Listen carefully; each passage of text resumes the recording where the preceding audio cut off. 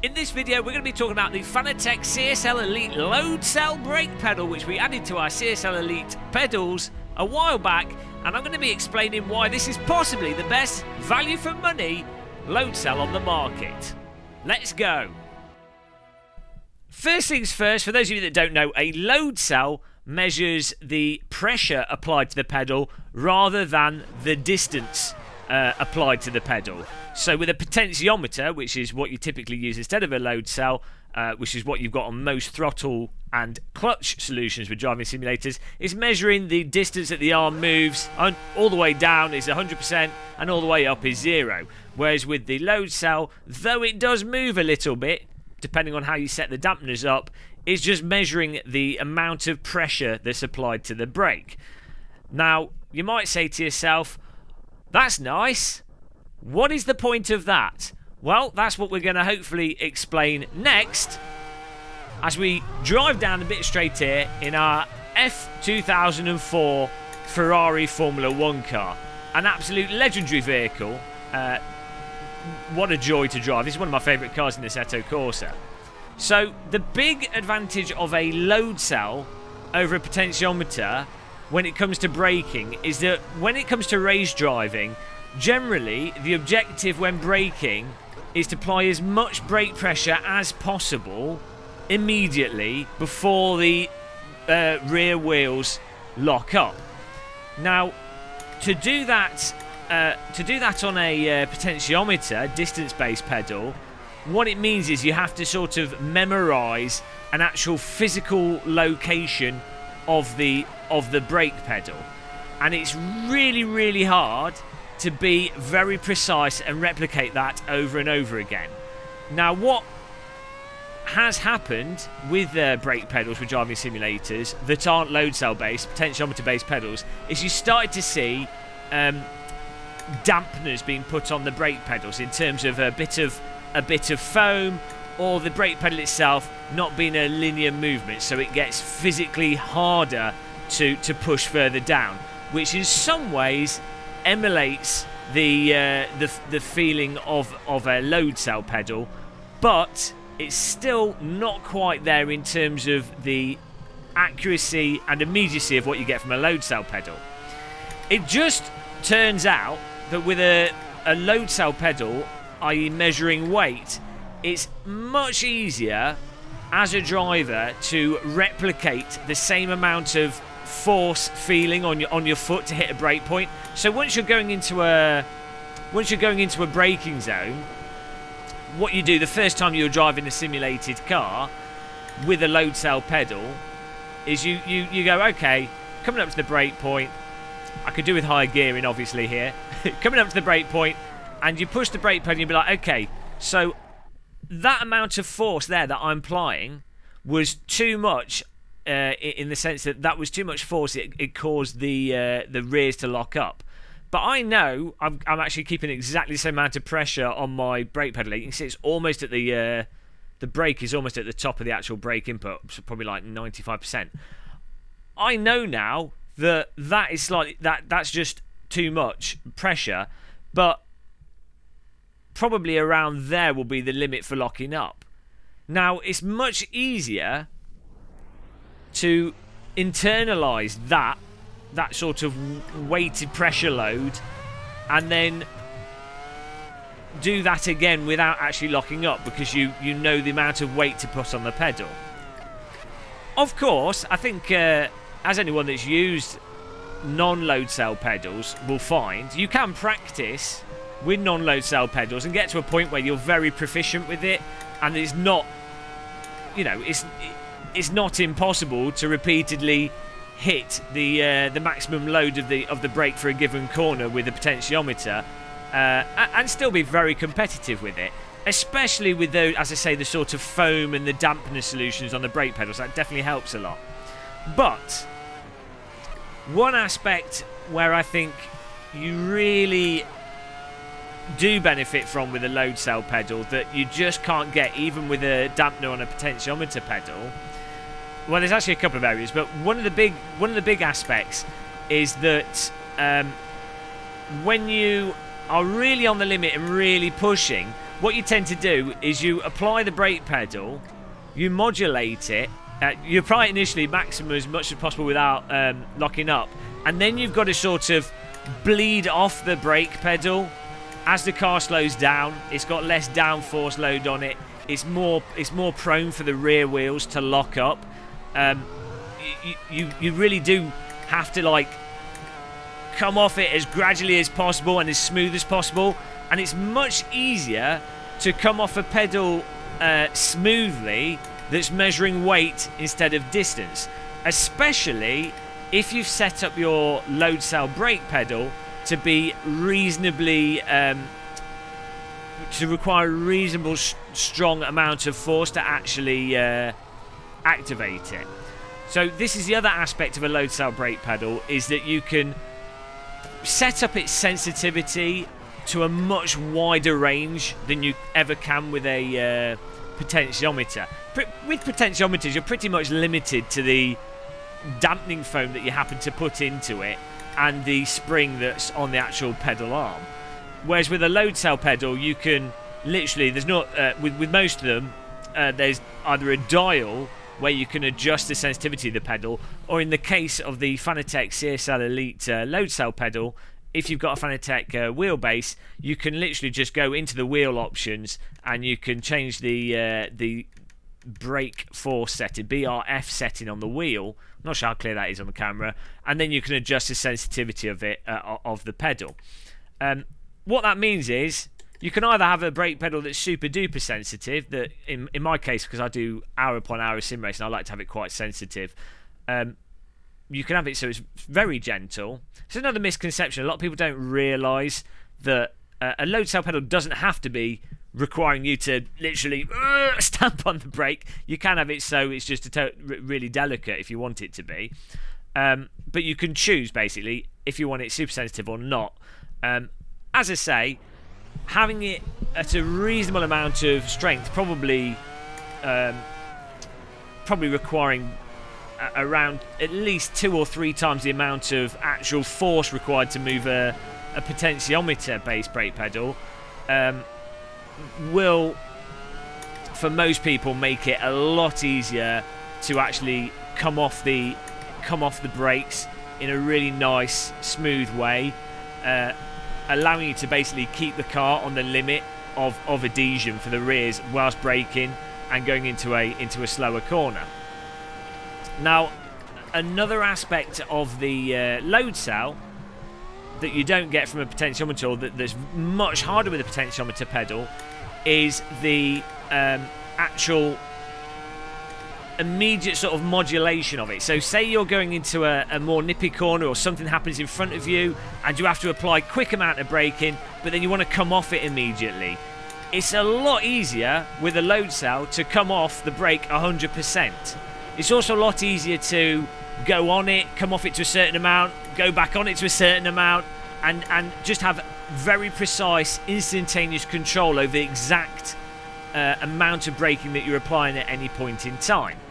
The result of this is that you just end up feeling way, way, way more connected to the simulated race car, and I think that aspect of connection to the race car that you get from a load cell brake pedal is what makes them so compelling and such a worthy upgrade, probably a more important upgrade to your sim rig than a better force feedback wheel. I mean, I think most people would agree that a load cell brake pedal, out of all the equipment, is probably going to be the piece of equipment that makes you faster, because braking and braking optimally is the key to a fast lap time, basically, in all motorsports, assuming you can drive at a basic level. But braking is where most time is gained for someone that can drive to a basic level. That's all very well. It's all very well and good, but not all of us are going to be alien sim racers. Not all of us are hyper competitive. The thing that I think is just most compelling is the fact that it just connects you to the physics of the game so much better, because, as I said before, that immediacy and response that you get from a load cell that you just don't get from a potentiometer. And even when you've got the dampener on a potentiometer brake pedal, you kind of end up with a mushy feel depending on what dampener you happen to be using. So that leads me on to the other aspect of a load cell pedal, which is absolutely fantastic, which is you can typically swap out the dampeners to whatever you want. So you've got the combination of being able to choose the actual load cell sensitivity, but then you also have different dampeners that you can apply to the arm of the load cell, which is what actually affects the amount of movement here on the load cell brake pedal. If we have really squishy dampeners, then there'll be a lot more movement, and you'll have a different actual brake feel to the pedal. If you have really hard load cell brake pedals, then basically I could be pushing this at 100% now. Obviously, I've got this set up a certain way, so this demonstration is not going to work literally. But you know, you could be pushing the brake pedal at 100%, and you probably see it move like a mil or something. I barely move at all. So you get this huge amount of adjustment of actual brake pedal feel with a load cell, which you just don't get with a potentiometer. That has advantages in the fact that if you were perhaps chaining for a real-world car, or you've got a vehicle in real life, a go-kart or something that you want to try and match the feel up with, you can often get that feel by then swapping out different dampeners and different having a different amount of throw to it. But also, it's just a case, for me personally, I don't ever intend to be driving a Formula 1 car in real life. That'd be nice, but I don't ever intend it. For me personally, it's more that I can put in the dampeners and set it up exactly how I want to get the feel that I'm looking for that makes it easiest for me to drive. Right, see, that's the introduction to the main difference between a load cell and potentiometer. Fantastic. This is a nippy video, isn't it, guys? So there's probably one more aspect of a load cell pedal that's really different from a potentiometer based pedal, and that is, again, with the dampeners. Often you can set it up so that you with a lot of load cell pedals, you set it up so that there's a softer dampener in there than the rest of the dampeners, which means you have an initial bit of throw to the pedal where it moves easily, and then it gets harder. Now the point of that is that when you've got those sustained corners and you just need to rebalance the car a bit or nudge the nose of the car in a bit, you can just gently tap the brake, not really applying much force to it at all, and you don't scrub off that much speed, but it's enough to redistribute the weight to the car. With the Fanatec CSL Elite pedals out of the box, they come with a foam in the middle of the dampeners that basically achieve that effect. I mean, it doesn't necessarily matter where that squishy bit of dampener is. Of course, it's just going to have that initial ply if you've got one bit of dampener that's not as strong as other dampeners. But yeah, so you just, with a load cell pedal, you just get so much more adjustability for the actual braking of the car. So much more immediacy of response, a lot easier to actually hit brake points and modulate the brake, and all round, basically, you need to get a load cell. That's the conclusion. Now, this video is more specifically about the Fanatec CSL Elite Load Cell, which we've been using for about, must be like 2 or 3 months now, and it's absolutely blown me away, I have to say. Before using these CSL Elite brake pedals, I was using the PT1 pedals, Proto-Simtech PT1 pedals, which are absolutely amazing. If you're in the States and you can get hold of them, I highly recommend them. They're really good for the price they are, and they do have a lot more adjustability than the Fanatec CSL Elite pedals. But the crucial thing with these CSL Elite pedals is that they, out of the box, you get a reasonable amount of adjustability in terms of the dampeners that you get 3 sets of dampeners that you can apply to the brake pedal. You can just slide them on quickly, and those 3 sets of dampeners range from pretty much almost solid to reasonably mushy, and not that far off the amount of mushiness that you get on some of the potentiometer pedal mods out there. So it can work as a good transition.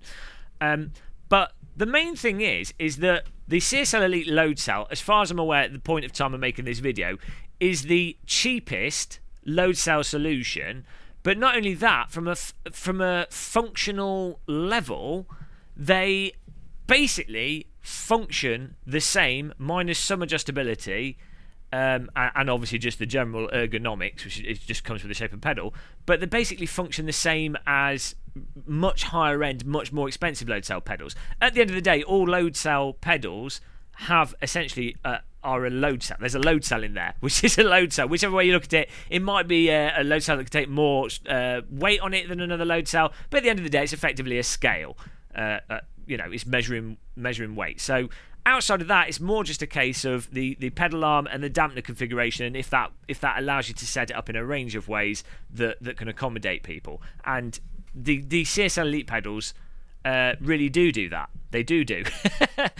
I would say though, one thing that I did with the CSL Elite pedals is, out of the box they come with a little bit of foam that's in the middle of the pedals, which I think they kind of expect you to always use with all the different dampeners.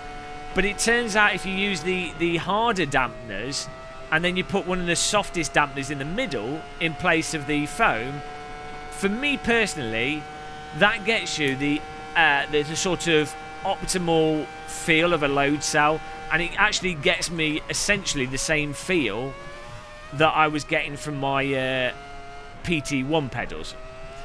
So and that's with all the kit that comes in the box. If you either buy the CSL Elites with the load cell, including the load cell, or if you buy the load cell upgrade. The version I'm using is the load cell upgrade, because this the pedals I got are the ones that come with this Formula rim and the CSL Elite wheelbase in the F1 eSport pack. But yeah, it really did surprise me that the quality level from the CSL Elites. The actual functionality that you get from them, absolutely superb. And I probably shouldn't say this, but personally, in some ways, I actually prefer the CSL Elite Load Cell and the CSL Elite pedals to the Fanatec Club Sport V3 pedals. I've only used the V3 pedals for around about 10 or so hours. When I've been setting them up for other people and use them on some motion rig equipment. And the V3 pedals do give you more adjustability, and you've got the dampener kits and stuff you can apply to the V3 pedals, and they also have the shaker motors on them, which some people really like that, and that might be a make or break thing. But personally, just because of the way I like to set the pedals up, and just because I like the shape of these pedal arms and just how it all comes together, and this sort of simplicity and elegance of it, the CSL Elite Load Cell and just the CSL Elite pedals themselves are just absolutely cracking.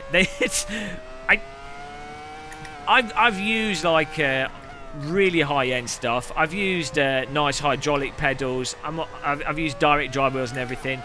And at no point in time using the CSL Elite pedals have I ever felt, oh, you know, they're a little bit out of place, or they're a little bit tacky, or they feel subpar to other equipment that I'm using. I could be perfectly happy never having any other pedals, like moving on from the CSL Elite Load Cell. These pedals I could live with for the rest of my life. They've passed that sort of quality level. You know, hydraulic brake pedals would be really nice. There's aspects to feel of it, and as I say, if you were setting up pedals for pro training, or you had a very specific vehicle in real life that you wanted to line them up to, fair enough. I understand why you'd want to use why you'd want to go for different brake pedals. But for me personally, I just love how simple and elegant these pedals are. In contrast with something like the Fanatec CSL Elite wheelbase, it's, you know, it's just not as good as a direct drive wheel. I mean, obviously it doesn't cost as much, but I would not die happy only being able to ever use a CSL Elite wheelbase, you know? I would always, in the back of my mind, be like, I wish I died with a direct drive wheel, because a direct drive wheel is just, it's just on another level to this kind of wheelbase. But I can't say that. I can't really say that same thing for different pedals. I think the crucial word is the functional level. Once you need to get to like a small Mage DD wheel to sort of pretty much max out the functional level of a steering wheel or force feedback system. Whereas I think you're not going to ever feel crippled or slowed down, or that there's something in the way, in my opinion, with the CSL Elite brake pedals, or just pedals in general with the load cell. The CSL Elite with the potentiometer is nice. It works pretty fine. We've got hours of us streaming using it, but it's just not as good as a load cell. And obviously you don't get those aspects I was talking about earlier in this video, due to it being a potentiometer and not a load cell. But yeah, I mean, I say it really did surprise me how good the CSL Elite pedals were. This just turned into a bloody advert. I get accused of shilling Fanatec stuff. We do have a Fanatec affiliate link. If you do decide to get pedals, be my guest and use that affiliate link. Oh man, this is just maximum shill. But it's true. It is true, and it is the case that these pedals are superb. Oh dear, I've lost all credibility now. You have to, unless you've bought everything yourself. This kit's been sent to me by Fanatec, so you disregard everything I'm saying. I've got no credibility here. Total shiller vision. But yeah, I absolutely love these CSL Elite pedals. Combine a load cell with a good kind of simulator, even when driving slowly. Like, let's hit the break point here.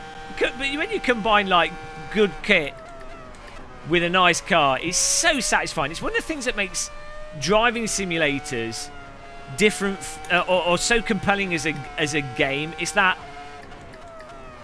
ignoring these simulations of it trying to be like a real car, which is, you know, that's cool and everything, but I'm personally playing these for its intrinsic entertainment value that I get from it. And when you get the good equipment with a good simulator, you just get a level of immersion, a level of a quality of interaction that you can't get with any other piece of software or any other type of entertainment software. Hopefully that's starting to change with VR, and that we start to see more like advanced VR controllers with haptics and stuff that connect you to it. But in the case of sim racing, load cell pedal, CSL Elites, happy times. I'm gonna roll this. We're gonna try and hit the break point down here without messing it up. Oh man, you can carry way more speed there. And that's the other nice thing with the load cell, is that when you get that connected aspect in a driving simulator, or good equipment rather than just load cell, when you actually feel connected to the sim completely, you can still be awful at driving, or not particularly good, or just, in my case, slightly above average. But the point is, because everything is in sync, your frame rate's in sync, your wheel's in sync, the pedals are in sync, you're connected to the car, it's apparent where you're going wrong, and then you're very aware of that. You just need to improve yourself. You don't get that sim frustration that often happens when if a game's unresponsive, or you've got V-Sync on, or your pedals don't work properly, or your wheel's not set up right. That's what makes it so addictive and compelling, because you can only blame yourself. You'll still blame everyone else in your equipment, but you know deep down when it's you, that it's you at fault. And that's what really good equipment buys. It buys more pain and suffering, and helps you deflate your ego. But it's quite enjoyable. Anyway, I just talk forever. Bloody hell, what is wrong with me? Fanatec CSL Elite Load Cell pedals. Highly recommended. I'm putting my word on these. I'm putting it out there. I'm vouching for them. The vouched GamerMuscle vouched CSL Elite Load Cell, top notch. If you do get some, as I say, we've got a Fanatec affiliate link. Really appreciate people using that. It helps us keep the channel on the air. And yeah, I hope you enjoyed this video. I hope you, if you didn't know what load cells were, you now know what they are. I hope you now are like, oh yeah, I should really get a load cell. Not necessarily Fanatec load cells, like the Protest Simtech pedals are really awesome. Highly recommend them if you want more adjustability and just the different aspects of the pedals. And there's other load cells out there. Thrustmaster, what are you doing? Thrustmaster need to bloody get together and make some load cells. Come on, Thrustmaster. But just get a load. You just need to get a load cell. That's what I'm saying. So thanks for watching, everybody. What an inconcise video. I'm gonna focus on being more concise next video. Until the next one, guys, subscribe, click the bell, hit the like button, all that YouTube nonsense, and goodbye.